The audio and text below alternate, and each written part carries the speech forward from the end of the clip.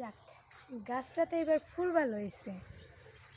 আচ্ছা আপু, আমি যতটুকু জানি আমার একটা ইউটিউব চ্যানেল আছে, যেটা হলো একটা আপনার ইন্টারভিউ নিয়ে আসছি।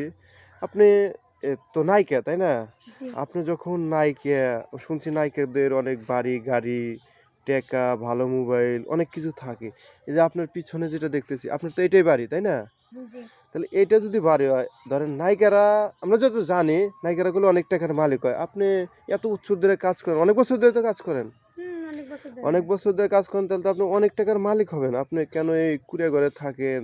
আপনি ঢাকা শহরে থাকবেন, ভালো গাড়ি, বাড়ি অনেক কিছু করবেন। আপনার আসলে কোনো সমস্যা বা কি আপনার আমাকে মানে যদি আমি জানাইতেন? আমি আমার ক্যারিয়ারে ডেভেলপ করতেছি না কেন, তাই তো? হ্যাঁ, হ্যাঁ, আপডেট হচ্ছি না কেন? হ্যাঁ, সবার মতো স্টাইল নিয়ে চলতেছি না কেন? হ্যাঁ। তাই তো? আপনার এই প্রশ্নের উত্তর একটাই, রাখে আল্লাহ মারে কে? আল্লাহ আমার রিজিকে যা রাখবে আমি তাই নিয়ে সন্তুষ্ট থাকবো। আর সবথেকে বড় বিষয় যে আসলে অনেক নায়িকারা ঢাকা শহরে হচ্ছে ফ্ল্যাট কিনতেছে, তাদের অনেক জায়গা থাকে, জমিন থাকে, অনেক রেস্টুরেন্ট থাকে, পাসপোর্ট থাকে, অনেক কিছুই থাকে। মানে যে তাদের ইনকামের রাস্তার শেষ নেই। তারা চলচ্চিত্র নায়িকা অনেক কিছুই হয়, অনেক দিক দিয়েই বোঝায়। বাট আমি অত বড় নায়িকা না, আমি ছোট্ট একটা নায়িকা। ইউটিউব চ্যানেলে ছোট ছোট হচ্ছে মিউজিক গান, শর্ট ফিল্ম, তারপরে আপনার গ্রামীণ কিচ্ছা, তারপরে হচ্ছে মোটিভেশন, আর সিঙ্গেল নাটকের কাজ, এগুলো কাজ করি। তো আলহামদুলিল্লাহ যারা আমাকে সাপোর্ট দেয়, ইউটিউব চ্যানেলের মালিক, তাদের সাপোর্টে আমি ভালোভাবে যেটুকু কাজ করে যেতটুকু পারিশ্রমিক পাই, তা দিয়ে আমার দিনে আনে দিনে খায় চলে।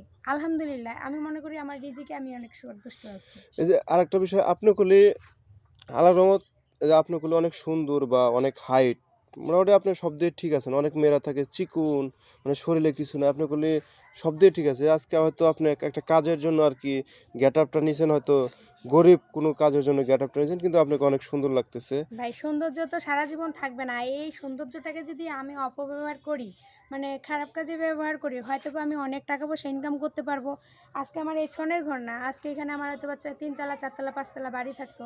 বাট সৌন্দর্য দিয়ে হয়তো অনেক কিছু করতে পারবো, কিন্তু এই সৌন্দর্যের পরীক্ষার হিসাব মানে জবাব তো অন্য জায়গায় দিতে হবে।